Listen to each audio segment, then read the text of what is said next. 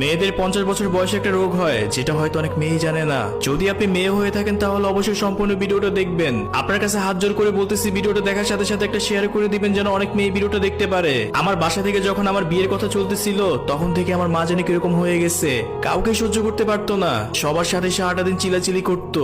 কিন্তু কয়েক মাস ধরে আমার মা জানি কিরকম হয়ে গেছে। একদিন সকাল সকাল বাবা ঘুমাচ্ছিল, ওরকম সময় মা বাবার সাথে চিলাচিলি করতেছিল। তখন বাবা মাকে বলল, তুমি আবারও শুরু করছো, তোমার জন্য কি শান্তি মতো ঘুমাতেও পারবো না। আর তখন মা বিরক্ত হয়ে বাবাকে বলল, তুমি আমাকে এত বড় কথা বলতে পারলা? তোমাকে বিয়ে করে আমার জীবনে কি পাইছি? আমার জীবনটা নষ্ট হয়ে গেছে। আল্লাহ এত মানুষকে উঠায় নিতেছে, আমার কেন উঠায় নেয় না? আল্লাহ কি আমাকে চোখে দেখে না? এগুলো বলে সকাল সকাল চিলাচিলি করতেছে।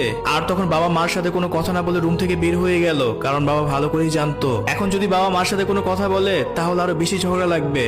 একটু দাঁড়ান, আপনি কই থেকে ভিডিওটা দেখতেছেন একটু কমেন্ট করে বলে যাবেন, তাহলে আমার কাছেও ভালো লাগবে। যাই হোক, সেদিন দুপুরবেলা যখন বোন মাকে খাবার দিতে গিয়েছিল, তখন বোনের সাথে মা অনেক খারাপ ব্যবহার করতেছিল। মা তখন খাবার মুখে দিয়ে বলতেছে, এগুলো কি খাওয়া যায় নাকি? তোর হাতে রান্না আমার একদম খেতে ইচ্ছে করে না। তখন আমার ছোট বোন আমার মাকে বলল, আমি রোজ খাবার নিয়ে আসলে আপনি আমার সাথে এরকম করেন? কই বাবার ভাইয়া তো এরকম করে না, তাহলে আপনি কেন এরকম করেন? যদি আমার হাতে রান্না আপনার খেতে ইচ্ছে নাই করে, তাহলে ভাইয়াকে বলেন বাইরে থেকে খাবার নিয়ে আসবে, আমার হাতে রান্না আপনার খেতে হবে না। যখন আমার ছোট বোনের কাছ থেকে মা এই কথা শুনলো, তখন মা আমার বোনের সাথে অনেক খারাপ ব্যবহার করলো। বোন তখন কান্না করতে করতে রুমে চলে গেল। আর সেদিন আমি সারাটা দিন অফিস শেষ করার পর যখন সন্ধ্যাবেলা বাসায় আসলাম, বেশ হওয়ার পর যখন আমি মার রুমে গেলাম, তখন মার কাছে গিয়ে আমি বললাম, মা কালকে তো মেয়ে দেখার কথা, আমার জন্য মেয়ে দেখতে যাবেন না? তখন দেখলাম মা আমার দিকে চোখ বড় বড় করে তাকায় বলতেছে, তোর খুব বিয়ে করতে ইচ্ছে করে তাই না? বিয়ে করে বাসায় নতুন বউ নিয়ে আসবি, যা এখান থেকে। আর তখন আমিও কষ্ট পেয়ে রুম থেকে বের হয়ে গেলাম, মাকে কোনো কিছু বলতে পারলাম না। এভাবেই চলতেছিল আমাদের পারিবারিক জীবন।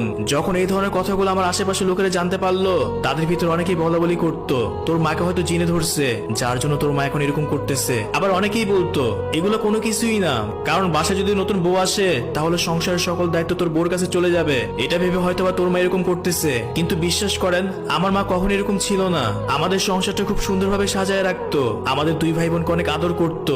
কিন্তু ইদানিং মা জানি কিরকম হয়ে গেছে, আমরা বাসার প্রত্যেকটা মানুষ তার উপর বিরক্ত হয়ে গেছি। একদিন রাত 2টার দিকে মা বাবার সাথে চিল্লাচিল্লি করতেছে, তখন আমরা দুই ভাই বোন চিল্লাচিল্লির শব্দ পেয়ে আমাদের মায়ের রুমে চলে গেলাম। তখন দেখলাম মা বাবার সাথে অনেক চিল্লাচিল্লি করতেছে।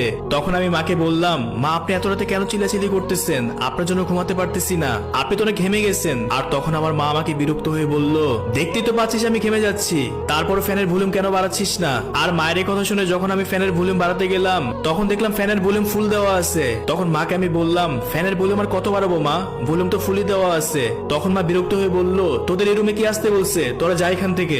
তারপর আমি আর আমার বোন মিলে আমার মার রুম থেকে চলে গেলাম। আর তারপর দিন সকালবেলা দেখি আমার মা আমার বাবার সাথে আবার চিল্লাচিল্লি করতেছে। এক পর্যায়ে বাবা বিরক্ত হয়ে মাকে বলল, এই তোমার সমস্যা কি? তুমি কেন